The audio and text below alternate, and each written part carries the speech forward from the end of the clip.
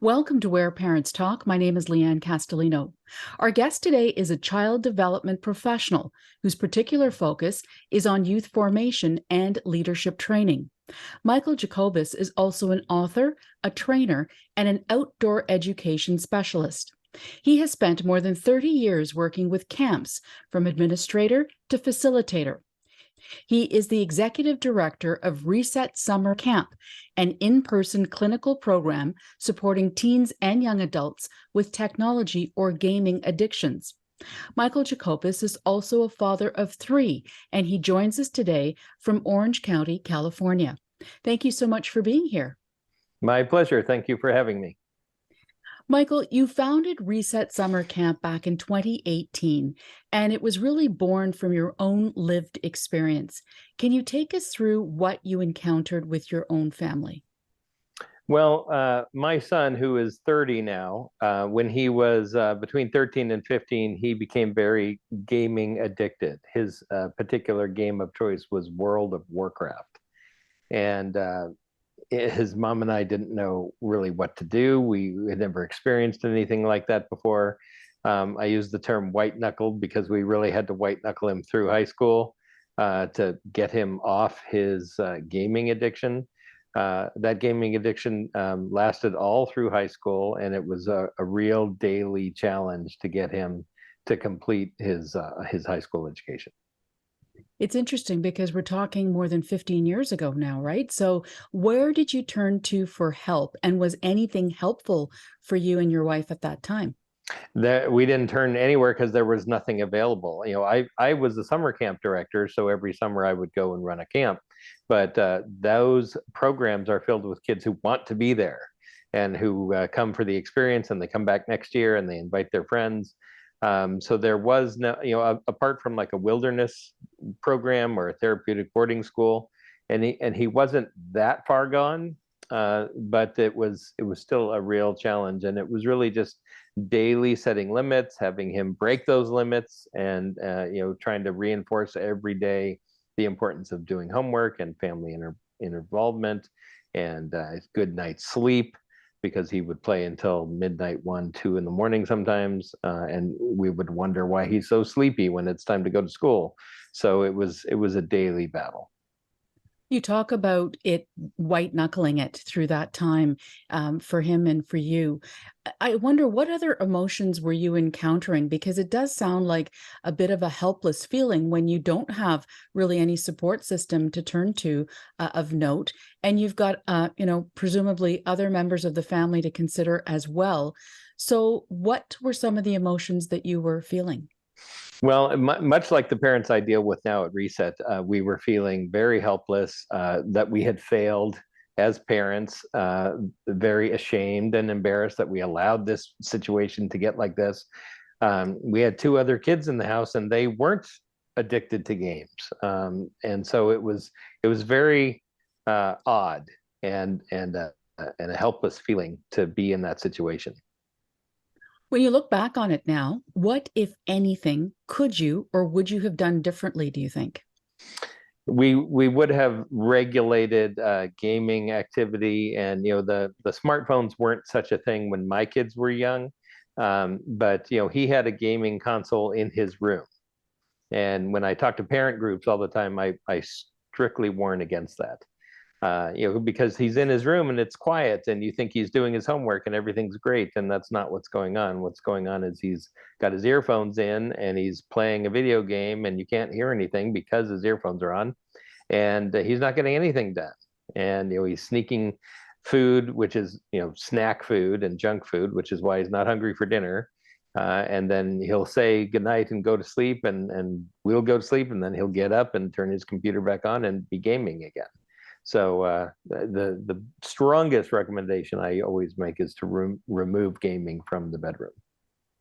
It's so interesting to hear you describe it, something that happened, that long ago, and knowing what you do now. What kind of goes through your mind as you reflect back on that time, armed with all the knowledge and information that you now have to address that very issue? Well, I tell you, I just see things getting worse, quite honestly. Anytime I'm in a restaurant and I see a child in a stroller with a rubber covered iPad. And very often you look at the table next to you and everybody is on a device. Mom and dad and the kids and grandparent, everybody is elsewhere. They're not in the conversation with the people that they are there with. They're checking their social medias, checking their emails, making an Amazon order. They're doing anything but social interaction. So I would love to say I see a light at the end of the tunnel, but I don't at the moment. So, what led then to the formation of Reset Summer Camp? You go through this experience in your own household, and then in 2018, you decide to start up a camp that at the time, I guess, was a first of its kind. What led to that? Well, I had been working with teenagers mostly and younger children pretty much my entire career, so over 30 years. And I noticed the advent of Fortnite. I would say Fortnite was really kind of the catalyst because when I played video games as a kid, and we're talking, Pac-Man and Space Invaders and things like that, you would see on the screen the words "game over." Either you lost or you won. It didn't really matter. You finished the game. Well, now there's no end to games. There is no ending. There's no game over. There's a constant quest, with the exception of when Fortnite came out. And when Fortnite came out, there was this urgency to win. And it's a last man standing shooter game. And if you lost, you would go into the lobby and sign in again. And there was no way a teenage brain who is prone to gaming addiction could handle that. And that was also about the same time the World Health Organization declared gaming disorder to be a diagnosable mental health condition. So it's like the world was starting to take notice that this was an issue. And in 30 years of running summer camps, like I said, kids have always wanted to attend my summer camps. So I decided to sort of combine a summer camp program with a therapeutic residential program. We have a whole lot more staff than a regular summer camp would have. We run a 3 or 4 to 1 ratio of campers to staff. We have a clinician who's a working, practicing therapist, be on site at our camp 24/7 the entire time the kids are there. So they'll run group therapy and individual therapy all day, every day. So it's funny because as a summer camp, we're a pretty expensive program. As a therapeutic residential facility, we're the cheapest game in town. So like I said, there was nothing to send my son to. And he wasn't really a candidate for wilderness program or therapeutic boarding school. He would have been perfect for a reset program, but there wasn't any at that time. Take us through some of the other unique attributes of Reset Summer Camp. You talked about the professionals that are part of your staff. What can campers experience during their time there? Well, Reset is a 4-week program, and it's housed on university campuses. So we market it as a digital detox program, but also a life skills program. And especially with the advent of COVID and the worldwide pandemic and all the kids being shut in and going to school online, that didn't help things. And a lot of their social skills deteriorated during that time. So, the first week of camp, like I said, nobody is excited to be there. Most kids feel they're being punished or being sent there. And the first week is kind of tough. And I even tell my staff during the staff training week that you're not going to get a lot of sleep the first week. Because the kids who arrive at camp are used to being up till 2 or 3 in the morning. Their eating habits are horrible. Their sleeping habits are horrible. So the first week, in addition to the group and the individual therapy, which isn't very deep the first week, we get them on a regular schedule. We have lights out at 9:30 at night. Now they don't go to sleep, but then they can talk to their roommate. They're in college dorms and they have roommates. And we do that on purpose to give them a feel for what college life might be like, or living in an apartment after they move out of home might be like. And then we wake them up at 6:30 in the morning because we gather at 7 and go to breakfast, and nobody wants to get up at 6:30 in the morning, especially that first week. But by the second and third week, they're kind of on a much healthier eating and sleeping habit, and it's really amazing how quickly they kind of revert to who they were before they got wrapped up in their technology. And it's not just for gaming addiction. We have social media addicts, we have streaming addicts, And they're not all addicts, that's such a negative connotation word, but it's unhealthy overuse in excessive of sleeping and schoolwork and family time. Can you paint a picture for us of what you're seeing in terms of the types of kids coming to this camp in the time that it has run? Are there certain trends that you're noticing of interest? Well, the typical camper who comes to our program is a 14 or 15-year-old boy who is into gaming. So not so much on their phones, but on their computers set up at home.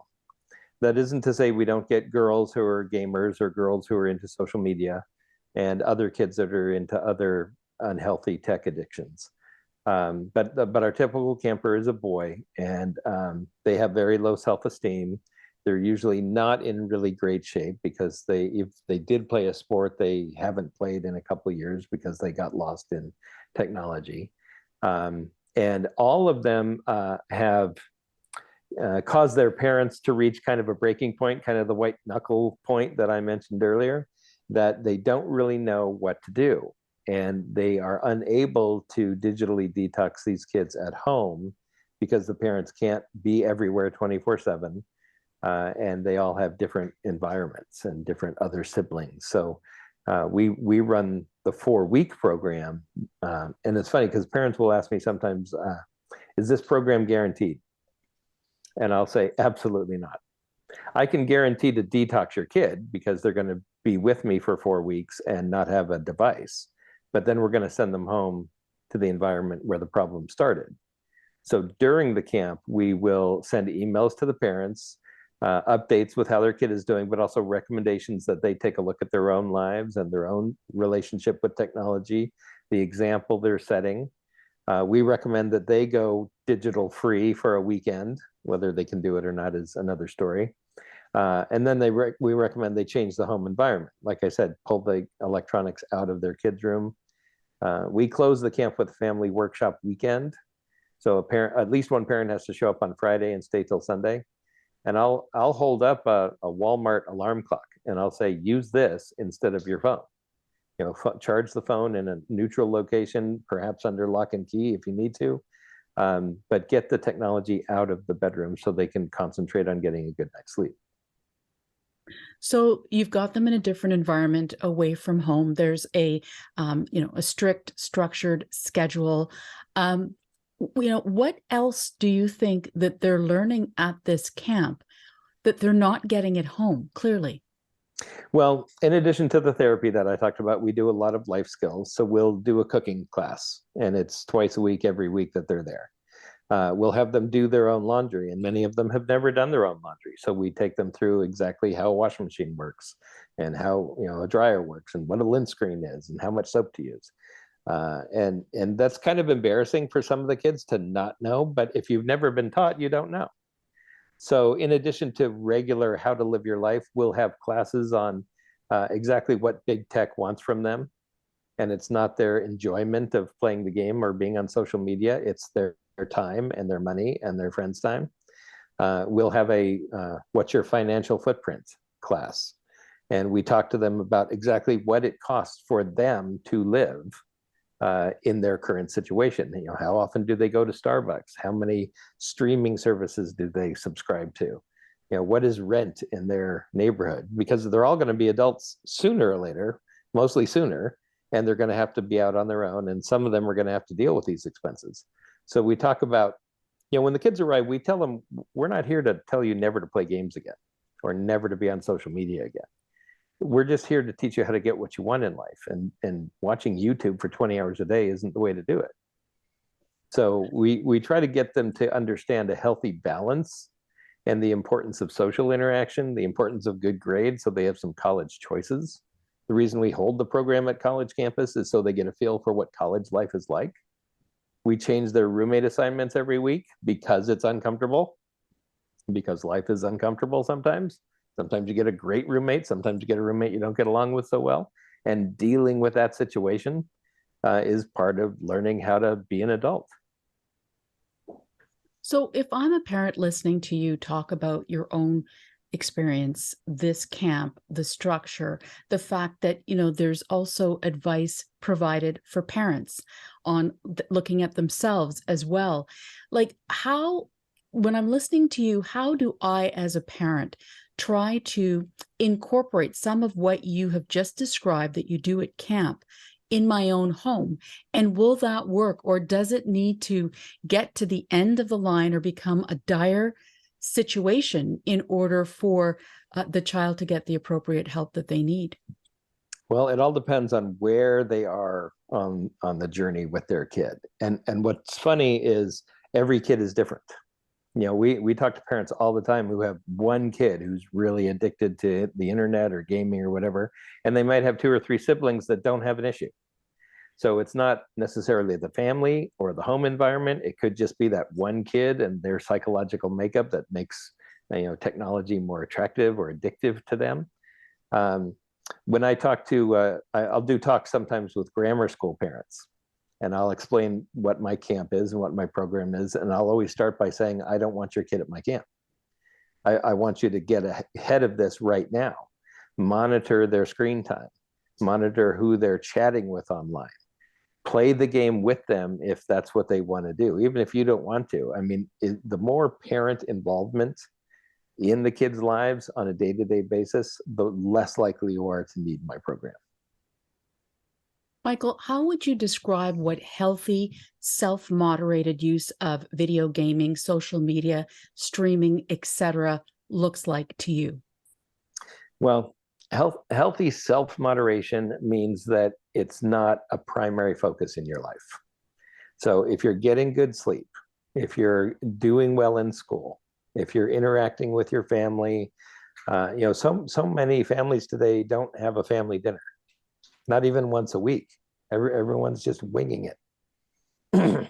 So, and again, like I said, different kids react different ways. I had one mother that wanted to sign her kid up for camp, and she said she was unhappy with his video gaming, but he was also on the basketball team, on the debate team, had a part-time job, and got straight A's.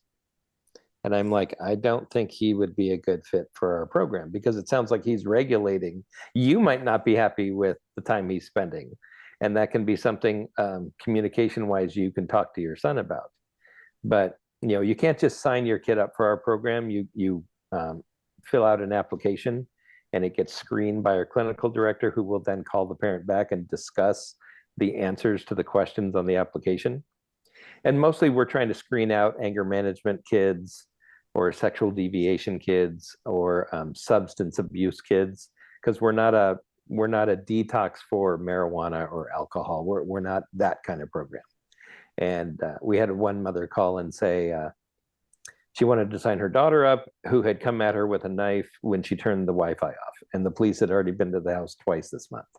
And we're like, yeah, that's not our program. That's an anger management issue. It could also be an unhealthy gaming addiction, but there's more to it. So we try to screen the kids as best we can to make sure everyone can actually benefit from the program. Is there a story in particular, an anecdote that you've heard over the years that really still strikes you in terms of somebody that reached out for help, potentially attended the camp, and then was able to completely change their behavior as a result of it?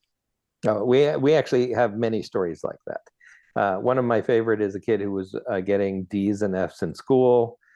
He came to the camp, didn't want to be there, very unparticipatory the first week, like most of them are, but ended up, you know, getting in the groove, getting some good sleep, got detoxed from his social media and his gaming, and when he was done, you know, we have a bunch of regular summer camp activities. We'll go to the beach, we'll play basketball and volleyball, and we have an improv class.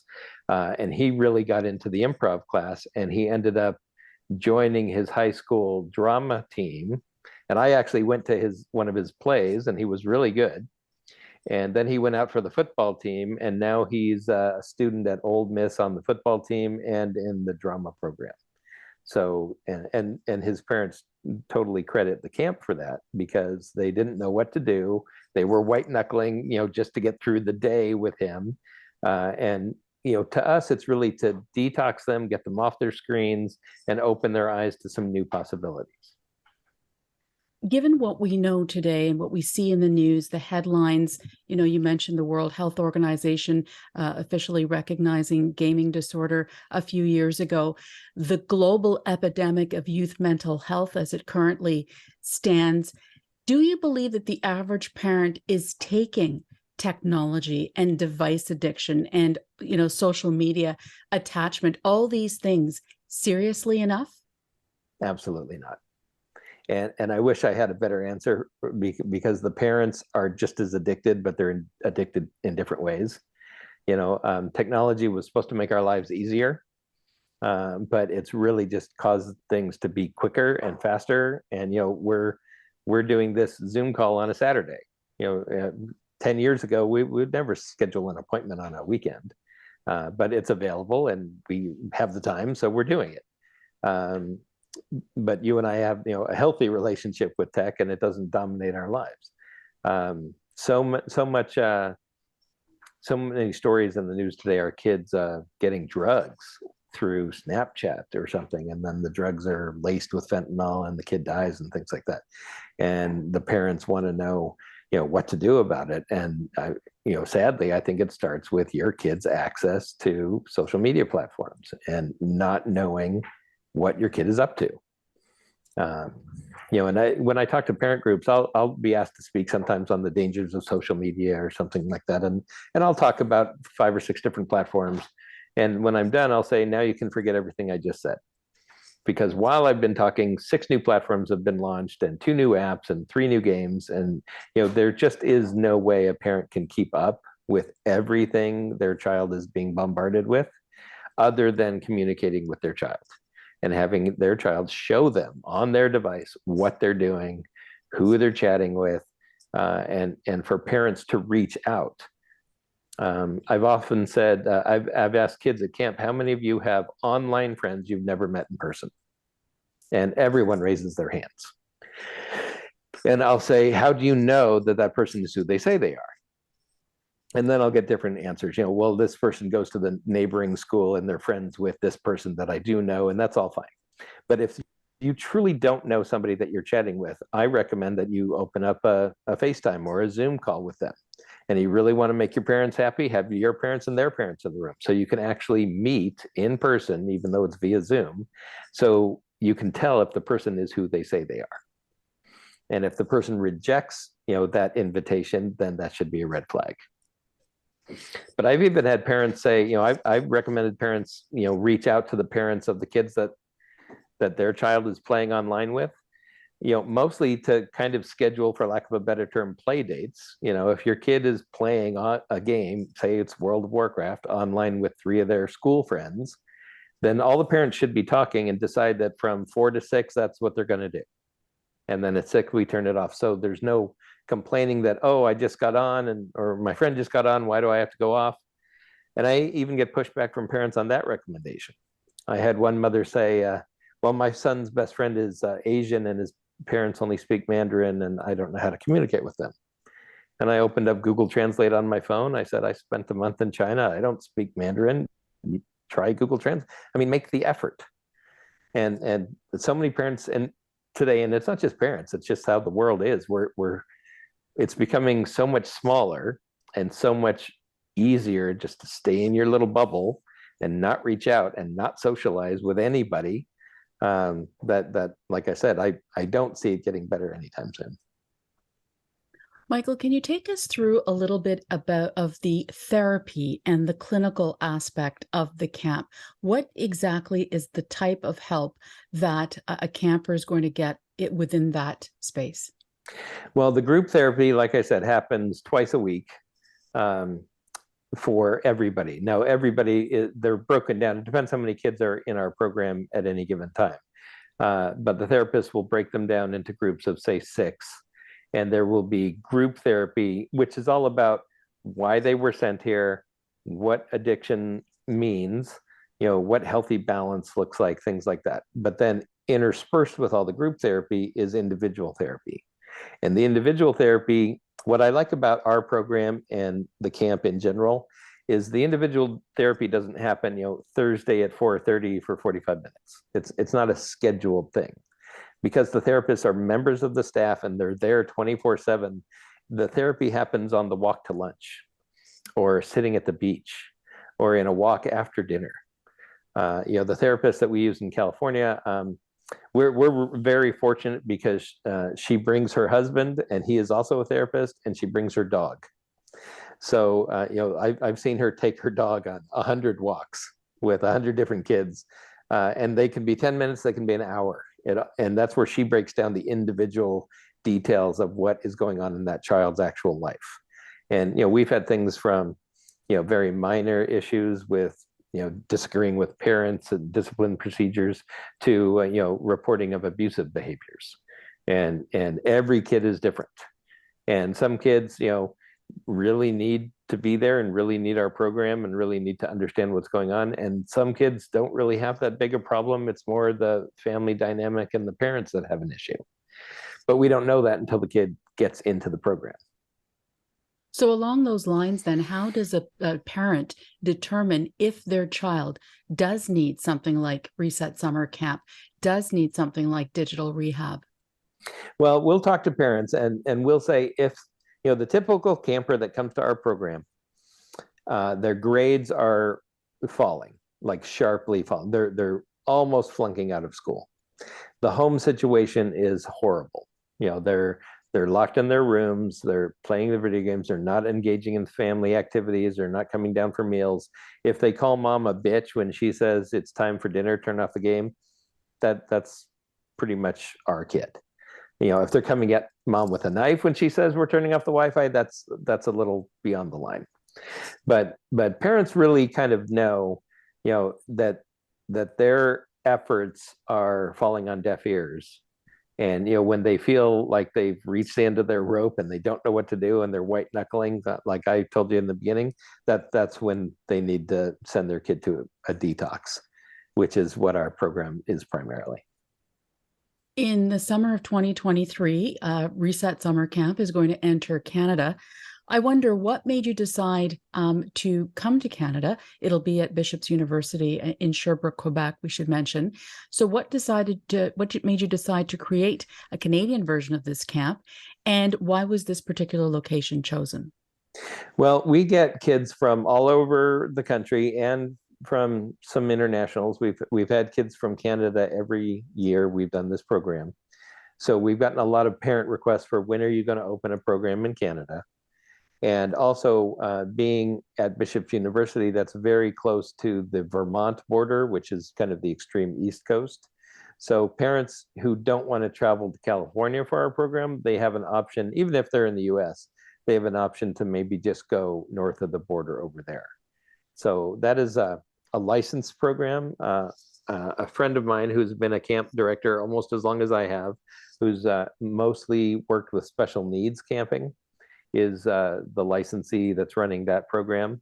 And he chose Bishop's University because it's very similar to Westmont College, where the California program is located. It's a small university. It's in a quiet town. And like I said, we do a cooking program. So there had to be, a facility to teach kids how to cook, and there had to be laundry so kids can learn how to do laundry. But the dorm situation is very similar to ours in California, where kids can be housed with roommates, but everyone can be kind of centrally located, and the program can kind of stand alone while being on that campus. I guess a question many parents watching or listening to this interview may have is, how does the efforts of the therapists, of everyone involved in my son or daughter going to that camp, how can we ensure that that then sticks? How do you respond to that? Well, like I said, we close the program with a family workshop weekend. During that weekend, there is a family therapy session where everything the child has revealed, other than anything that should be kept confidential, is shared with the parents.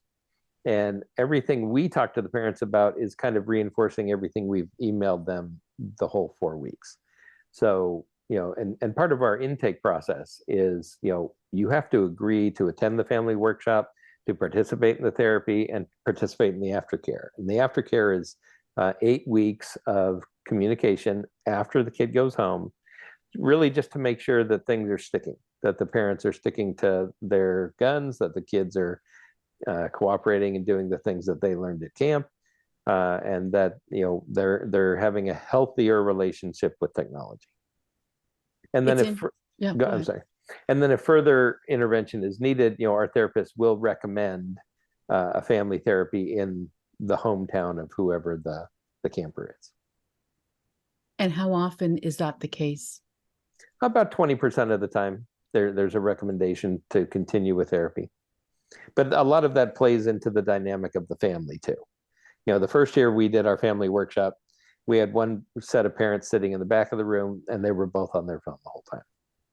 And I could tell you exactly how that was going to go. And so we've gotten a lot better at it in the 6 years that we've run this program, about screening the kids and their family members, and B, running the workshop where everyone's engaged and involved in understanding what it is we're doing.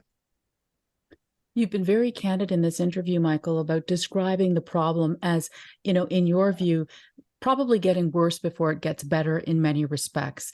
This camp started a couple of years before the pandemic. Presumably, the pandemic has just exacerbated the issue in many households. So so when you look at the big picture, what concerns you most? And in the same token, what gives you hope? Well, what concerns me most is the gaming companies and the social media companies are pretty much unchecked. Now, I know there was like a class action lawsuit against I think it's Epic Games, the maker of Fortnite, and Epic lost, and it was like $500 million. It was a big settlement. But when after that was done, they just keep doing what they're doing. So they're making so much money that $500 million penalty didn't really affect them. So that really worries me.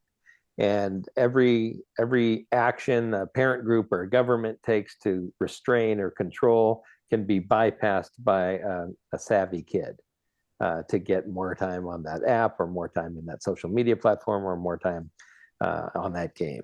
I tell parents all the time, have your child show you their Instagram account. And if they have to log into it, it's not their Instagram account, which basically means there are actually apps you can have on your phone that will mask your Instagram account. So it looks like you're signing into Instagram. So if it ever comes up, you can show, bunnies and unicorns and balloons and have a happy little Instagram account, which has nothing to do with your actual online presence. So that's why I tell parents, you can't keep up other than communicating with your kids. The hopefulness I do see is like with the story of the football player I told you about. We're the only program I know of that does what we do in a summer camp kind of environment. But there are wilderness programs, there's therapeutic boarding schools, that there is help out there. And the kids who go through these programs usually come out with a better understanding of why they got addicted in the first place, and some healthy self-regulation tools to not let it happen in the future. So it's not all doom and gloom, but it's pretty stormy. We are talking for the kids who are enrolled and allowed to enter your camp. We're talking about a month. Then there's 11 months of the year that has to go on at home, and things have to go on as per usual. So what can you say to parents who really might be struggling with this in ways that they're not even fully aware of yet, about what else they can do to ensure that they don't end up having to take their kid to a camp like yours? Well, we talk about this at camp. Sleep is the most important thing above everything else. If you don't get enough sleep in life, you will not be successful in school, gaming, in social interactions with your family, with your job. If you don't get enough sleep, you're kind of in a bad position. So the very first thing I recommend is to remove the tech from the bedrooms. And a lot of parents will take our advice and put a power strip, for example, in their master bedroom closet. And they'll have a log off time, 9 o'clock at night, every night. Every device gets put on the charger in the master bedroom closet, and some parents have had to put a padlock on that door. And so you can't get at it. Other parents will turn off the Wi-Fi or have certain passwords to turn off the Wi-Fi. There just has to be a way to say, and 9 p.m. seems to be a good time, but This is when we're turning off our devices so our brains can calm down, the melatonin can start working in our systems, noticing it's dark. So by 10 o'clock, if that's your bedtime, that's when we're getting ready to go to bed and actually go to sleep. We're not communicating with anybody online, on the phone, in a chat box, nothing electronic when we should be sleeping. So that's the best recommendation. Thank you so much for your time and your insight today. My pleasure.